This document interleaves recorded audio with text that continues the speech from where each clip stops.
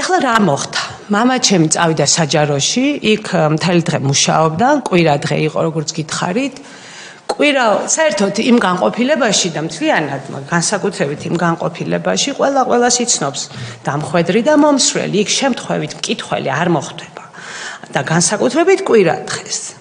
იქ თან ესე იგი ლია ტოკლიკეშვილი გახლავთ ასეთი ჟურნალისტი, დიდი გამოცდილების, მე მადლიერი ვარ ძალიან ლიასი, რომ გააკეთა ჟურნალისტური გამოძიება 2007 წლის ივნისში.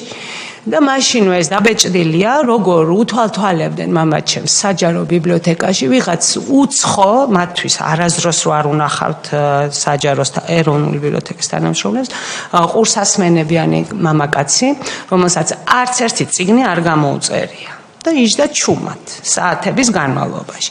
მამა რო ახლა მთელი ცხოვრება იქ ახლა ნივთებს ჯერ ვინ მოკიდებდა ხელს, საერთოდ არც მოსვლია აზრად.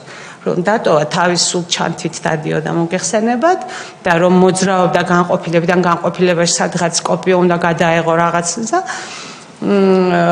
რომ მოbrunდა ჩანთა ქონდა გახსნილი და ჩანთიდან ქონდა ამოღებული შოკოლადები.